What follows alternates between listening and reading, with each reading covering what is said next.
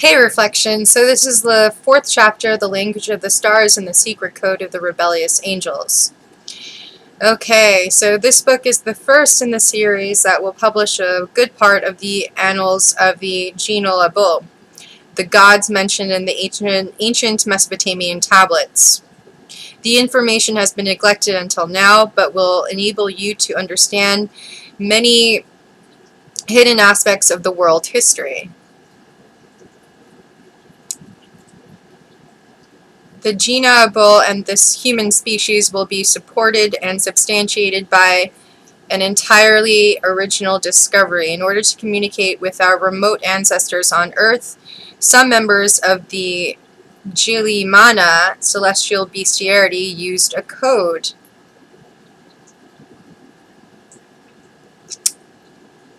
This code is contained within the languages of the great civilizations, and this is the code that I was talking about in the first chapter that he elaborates on. The civilizations of the past and point to a common source, the Geno Abul. Thanks to the deciphering of the codes, some major issues will suddenly appear in new light. Nearly all the ancient languages of our planet are encoded and can be interpreted through the phonetics of the Geno Abul syllabary, which was used in both the Sumerian and Akkadian languages. And again, I'm just summarizing all of this. Okay. And he talks about the codification and root syllabary. I'm trying to go through this really fast because I'm quite tired at this point.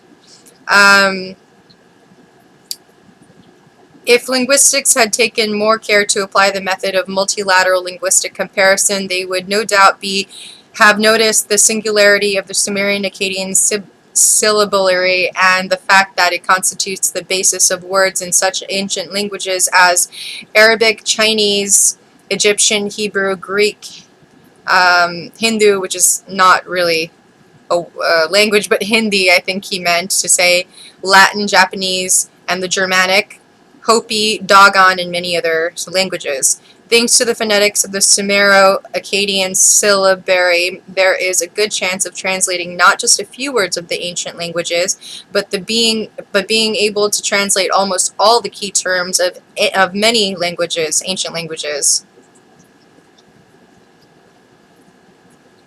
And then he goes to talk about the different syllables. And then he says, okay. Each noun, verb, and adjective has a different sign. About 600 distinct uniform signs have been cataloged by specialists. This figure includes the phonetic and logographic values of the Sumerian, Akkadian, Assyrian, and Babylonian signs, but does not take into account all the phonetic values and possible variations. Sam, Enki, Osiris, and those who worked on the encoding of the earthly language did not make distinctions between the various ideographic values, for they derived from the same original language, from which all the idioms specific to their subgroups and their subraces were elaborated. They called this language Emesa, which literally means the matrix language. Oh man, this was all known in the past. This language was invented and developed by the Geno Abul priestesses, the Amasutam. The matrix language was a secret dialect used only by women. Its vocabulary was even forbidden to males, especially the subgroup called the Anuna, or the Anunnaki. In turns, the males of the Geno Abul species communicated in Amanita, the male language. Kind of sounds like Amanita muscaria, if you think about it. The language of that linguistics today called Sumerian. Amanita was also a creation of the Amasutam priestesses, and they used it to communicate with the Geno Abul males. Given this and the risk of upsetting specialists of the ancient Orient languages, the Assyrian and Babylonian languages were not the product of the evolution of Sumerian, as we have believed, but the idioms from the Asema matrix language deliberately planted by the genealogical renegades. Only the cuneiform scripts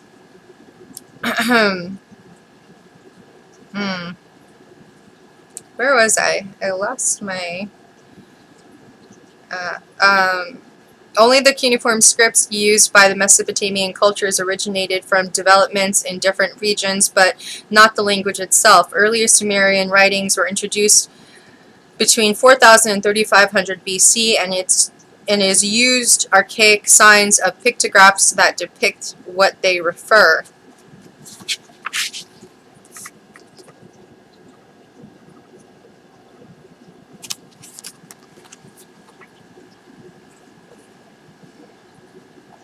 These pictographs initially created to tally the wealth of the gods in the land of Kalam, Sumer.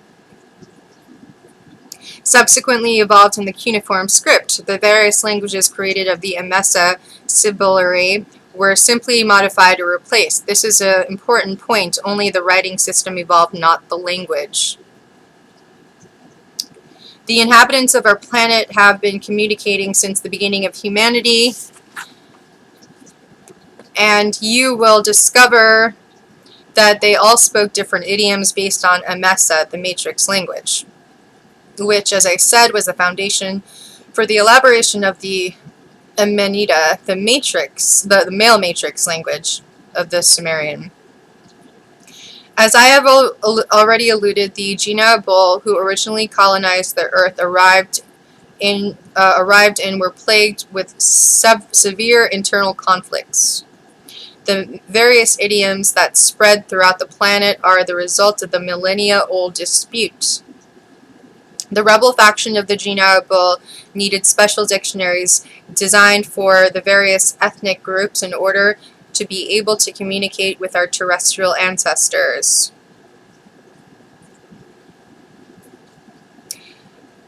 It led to the dialects within dialects and idioms that were difficult to translate, but it did permit them to keep the Anuna in check for the millennia.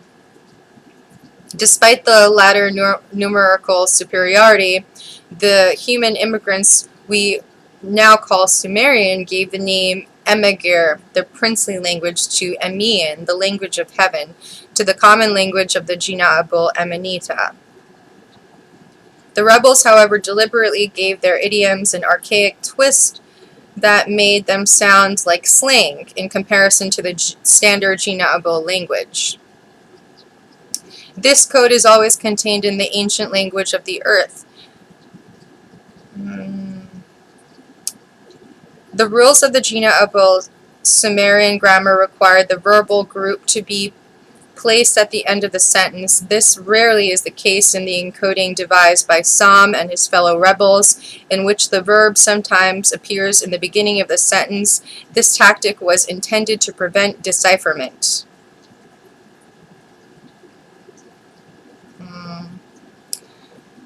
And I'm just skimming through everything and just reading the things that I highlighted. The main difficulty in Amanita male matrix language in Sumerian resides in the many different homophones, syllables that are pronounced in the same way, which are distinguished only by the phonetic length or strength. To distinguish the many cuneiform signs on the clay tablets found in Mesopotamia, the French Assyrianologist Francois Thoreau-Dangin perfected the system of accents and numbers in the 1920s. Here's the example used for the morpheme ku. Ku, foundation. Ku, metal, saint, sacred. Ku, food. Ku, entrance, to introduce. Ku, to cut, slice. Ku, fish. And ku, soft.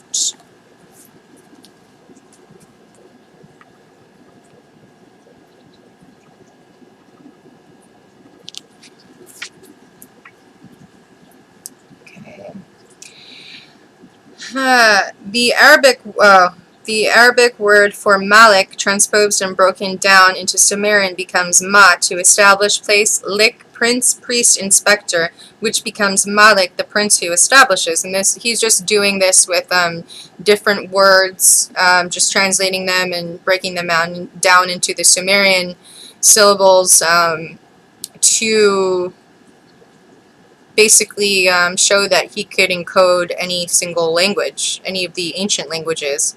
In Latin, king can be regis or aegis. Through the Sumerian phonetic values, this would break down to re, to guide, conduct, bring, e, to speak, do, and gis, to scepter, tree, which gives regis, the one with scepter to guide, or aegis, the one with scepter who speaks.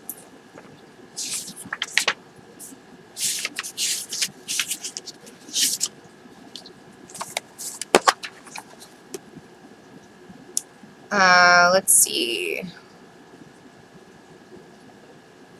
And then he does this with Hebrew, Japanese, Kurdish,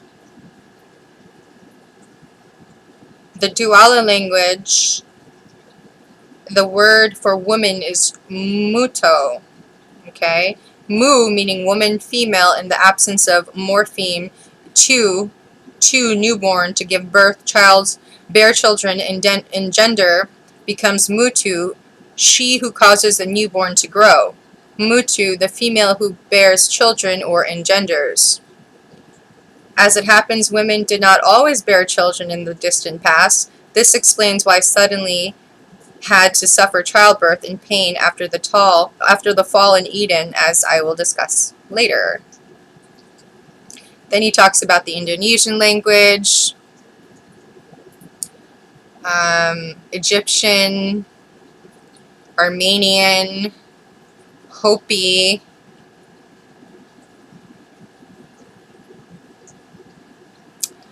let us pursue this and consider the language of the Bible, specifically the Old Testament. In the book of Genesis, man and woman are referred to by the terms ish, man, and isha, woman, before being given the names Adam and Eve. Contrary to what many linguists believe, the monosyllable ish is not Hebrew, but comes from Emesa, or according to the specialists, from Assyrian language. The morpheme ish means ancient ancestor. The first man in Genesis is of course the ancient one, the ancestor of the human race. The Sumerian morpheme sa means heart, entrails, womb. Associated with isha, woman, it becomes issa, the heart of the ancestor, the womb of the ancestor, she from the entrails of the ancestor. In Genesis 2:21, it is written that Isha, woman, was drawn out of the Ish side, implying that man existed before woman. This is not completely true, because Ish and Isha, or more exactly Is and Issa, biblical Eden, were created from the Ukubi, the previous Homo sapiens, or the Homo species. That is the Neanderthal man originally produced by the Elohim. Ah! That was the word I was looking for in the 3rd chapter. The Gnostics and the, maybe that was, I got that wrong. The Neanderthals and their Homo sapiens descendants were alternatively endowed with or deprived of sexuality for political and economic reasons, to be discussed in the 2nd volume, the series Adam Genesis. These two human families also had the secret of connection with the Namlu'u, the primordial human androgen who lived on Earth long before the coming of Gina Abul, who modified the human genetic code. Many legends throughout the world tell of the androgynous or hermaphroditic primordial man. The Genesis account, on the basis of the Mesopotamian tradition encountered during the Babylonian exile, stumbled upon traces of the cumbersome primordial androgen is the ancestor, and were able to eradicate them. Thanks to the subtle operation, our official first ancestors were masculinated into Ish, man, and has been confused with him ever since. The gods of the Mesopotamian tradition truncated the genetic code of the first hominids to produce obedient and hardworking slaves. Seeing that they were still not productive enough, the Gina Abul made them asexual, since beings with a dual polarity are more docile. The mysterious serpent of the book of Genesis took it upon himself to surreptitiously transform the laborer by cutting him in two, thus creating man and woman, who were granted more independence relative to their masters. The surgical manipulation performed on man does not appear in the classic Genesis account, but Is, the ancestor, was metamorphosized into Ish, man, while the operation of woman was made manifest. The relevant passage leaves no doubt 2:21, and the Lord God, Yahweh Elohim, caused a deep sleep to fall upon Adam Ish, and he slept, and he took one of the ribs and closed the flesh instead thereof, and the rib which the Lord Yahweh Elohim had taken from man made he woman. He brought her unto the man, and Adam Ish said, This is now bone of my bone, flesh of my flesh. She shall be called woman, Isha, that is Issa. She is the bowel of the ancestor. It can also be explained by the Sumerian language, or more exactly, Emesa, the matrix language.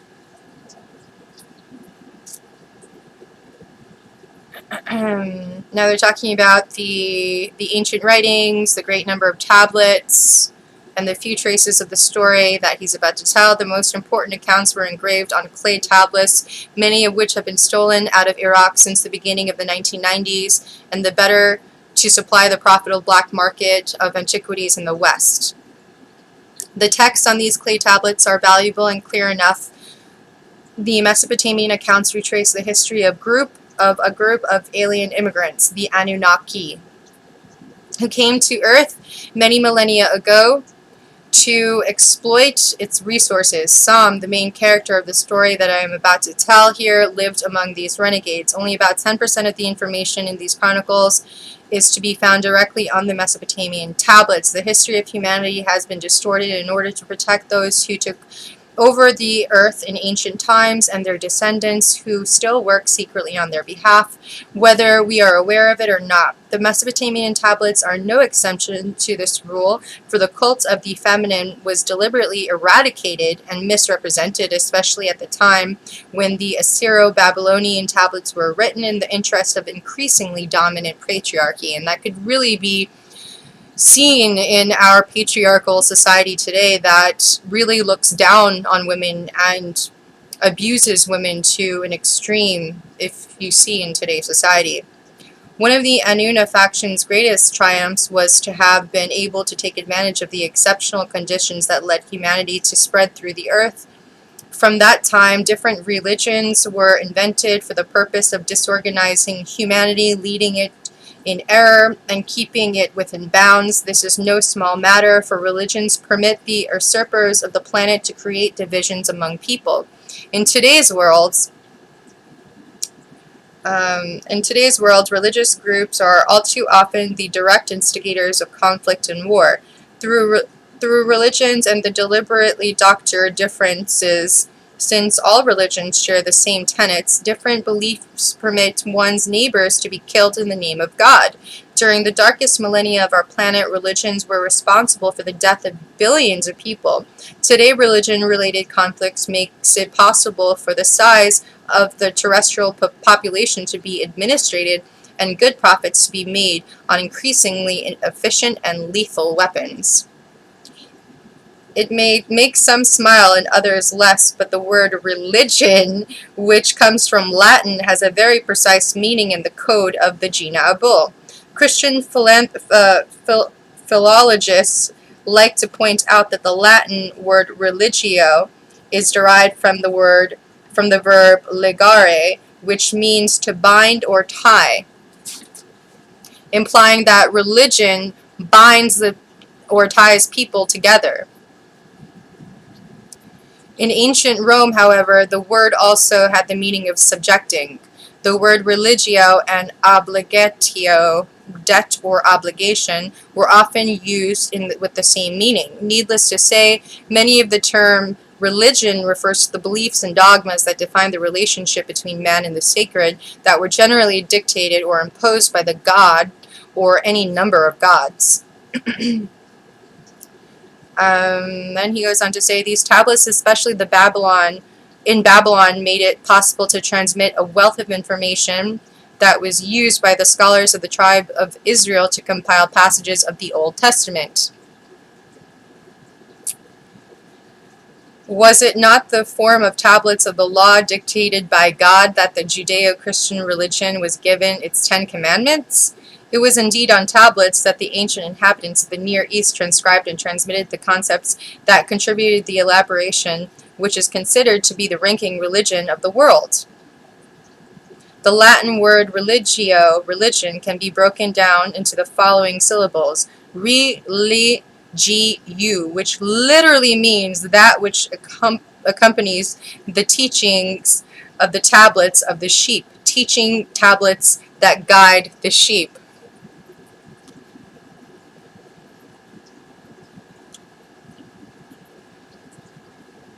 You will learn that the celestial bestiarity that landed on Earth had an obnoxious habit of equating our terrestrial ancestors to animals, or beasts of burden and livestock. This idea may seem strange to you, but it is widespread in the past. Examples from ancient Egypt, in which the smaller livestock poultry was called undu or unju, and the people undut or unjut.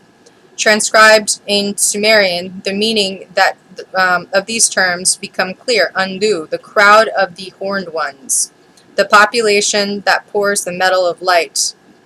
Having said that, and considering the present organization of society, I'm convinced that the ideology that equates people with animals has not really changed in our time at all.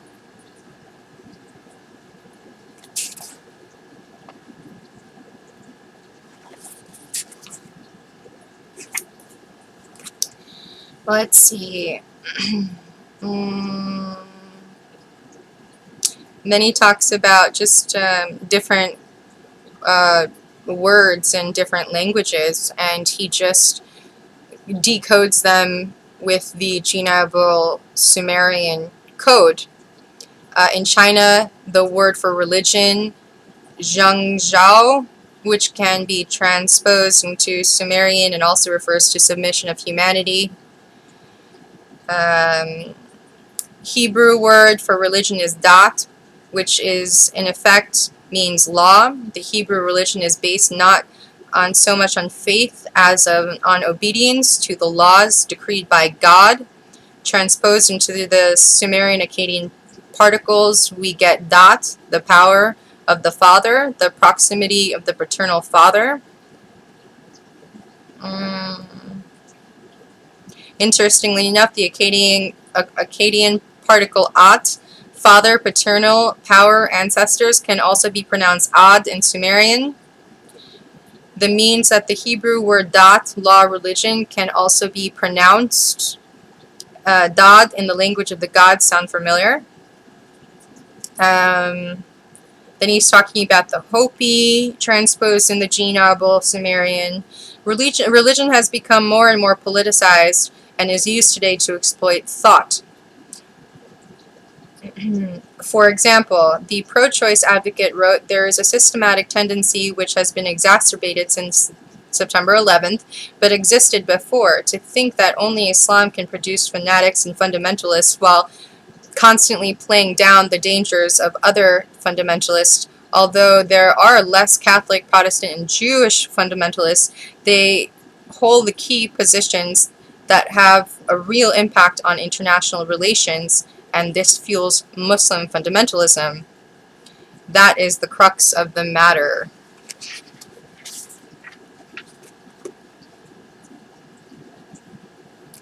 In order to be able to consider the present and the future with a little more serenity, mankind must realize its true origins and view its ancient history within distance. That is the real interest of the Gurkha Chronicles. Apparently, this is his truth. Let's see, what else?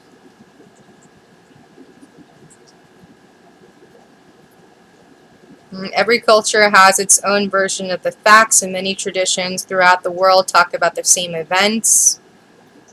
From the Uru tribe of Lake Titicaca to the Old Testament accounts of the original sin. The Gnostics claim to have knowledge about diabolical angels and the cast of the primordial man into a material body and world. According to the Gnostic teachings, the knowledge of the origins of man came from a revelation made by the celestial beings in order to free mankind from the yoke of the evil spirits who rule the world. And this was in the Shenset text near the Abju in Upper Egypt, better known as the Nag Hammadi scrolls. The discovery of these documents in 1945 should logically have entailed a profound revision of the history of the early Christian church, but nothing came of it. The texts from the Nag Hammadi are so disturbing to the Christian establishment that even today they remain largely in the province of experts. Unlike the Judeo-Christian literature, the Gnostic writings insist that upon the fact that the good guys are in fact the bad guys, and vice versa. With contrary beliefs like these, it's not surprising that the early Christians did their best to suppress the Gnostic communities. Most of their writings were destroyed by Christians over the centuries, and there's practically nothing left of the original Gnostic movement.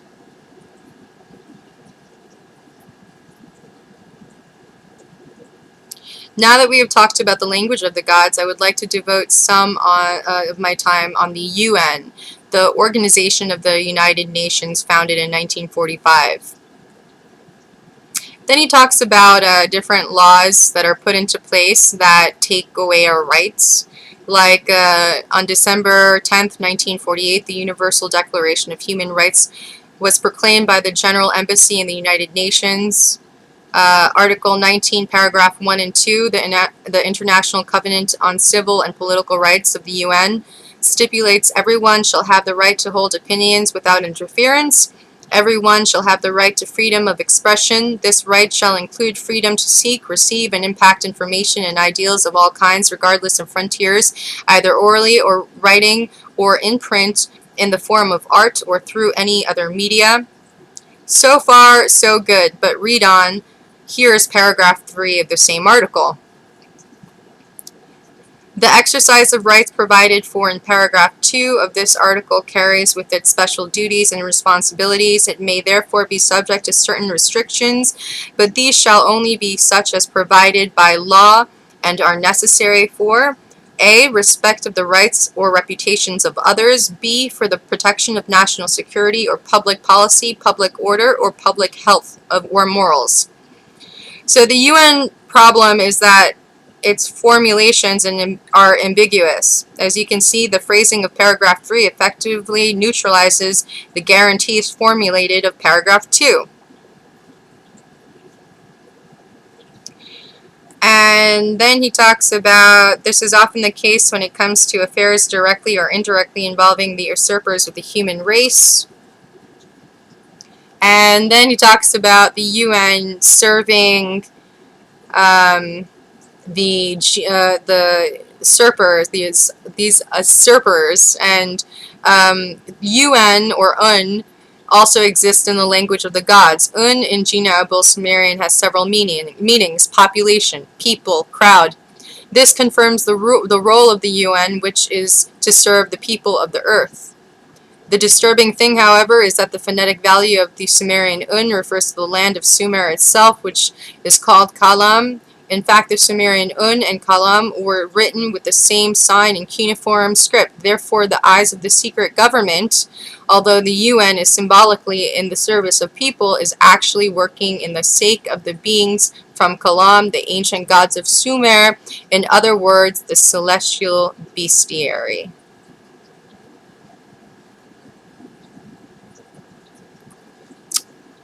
Let's see. And he talks about his motive in writing this. And that's it. That's really it. I mean, this is the first part, and we're going to go to part 1, the heir of Usumgal, next. Anyway, reflections. I hope this helped you guys, and there's going to be a lot more to come, and this is just the first book. There's another book, Eden, that I'm also going to be sharing with you guys, and I hope that helps. Anyway, reflections, I hope you're having an awesome, awesome, awesome day.